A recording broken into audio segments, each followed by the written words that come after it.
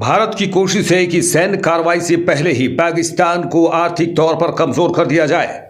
पाकिस्तान को दुनिया से मिलने वाले फंड पर रोक लगवाया जाए। यानी भारत एक साथ पाकिस्तान पर दो आर्थिक चोट देने की तैयारी में है।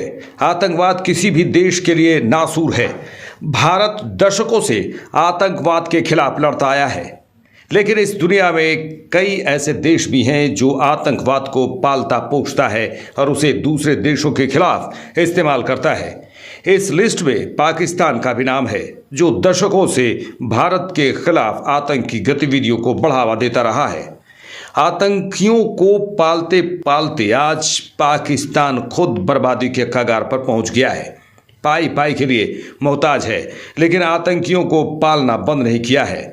दरअसल 22 अप्रैल को कश्मीर के पहलगाम में एक बार फिर पाकिस्तान की हरकत की वजह से बेगुनाह मारे गए। इस आतंकवादी हमले के बाद भारत ने पाकिस्तान के खिलाफ मोर्चा खोल दिया है। अभी सैन्य कार्रवाई नहीं हुआ है, लेकिन जिस तरह पिछले 10 दिनों में भारत ने पाकिस्तान पर चौतरफा दबाव बनाया है, उसी से वो सख्ते में आ गया है। भारत दुनिया को संदेश दे रहा है कि पाकिस्तान आर्थिक मदद लेकर उसे आतंकवाद को बढ़ावा देने के लिए इस्तेमाल कर रहा है। इसी का नतीजा पहलगाम आतंकी हमला है। भारत पूरी ताकत के साथ पाकिस्तान को एक बार फिर financial action task force FATF की ग्रे लिस्ट में डलवाने की कोशिश कर रहा है, ताकि उसे मिलने वाली आर्थिक मदद पर रोक लगे। अगर भारत फिर से पाकिस्तान को ग्रे लिस्ट में डलवाने में कामयाब रहा तो पाकिस्तान आर्थिक तौर पर और कंगाल हो जाएगा। इससे पहले भारत की कोशिश से ही पाकिस्तान को जून 2018 में ग्रे लिस्ट में डाला गया था।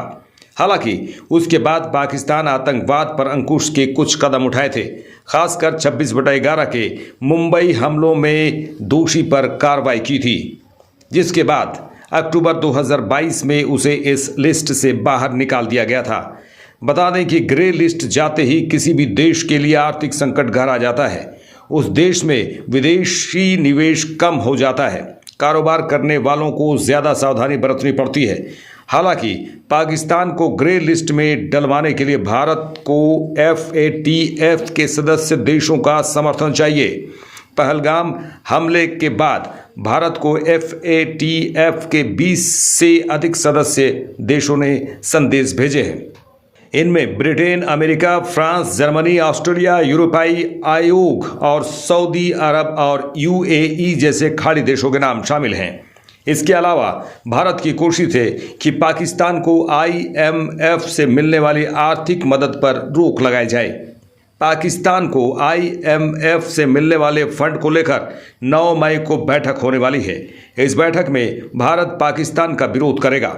IMF ने जुलाई 2024 में पाकिस्तान को $7 अरब की मदद देने का समझौता किया था।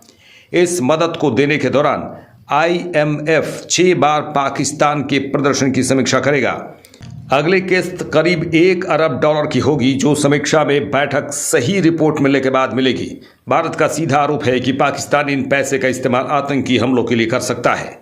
यही नहीं, अगर ये फंड पाकिस्तान को IMF से मिल भी जाता है तो वे इसे तत्काल भारत के खिलाफ सैन्य ताकत को बढ़ाने या फिर युद्ध की तैयारियों में लगा देगा, जबकि पाकिस्तान को ये पैसा IMF से देश की आर्थिक स्थिति को बेहतर करने के लिए मिल रहा है। भारत का यही मकसद है कि पाकिस्तान को आर्थिक तौर पर इतना कमज़ोर कर दिया जाए कि वो आतंकवाद पर अंकुश लगाने के लिए मजबूर हो जाए। लाइव इंडिया के लिए डेस्क रिपोर्ट।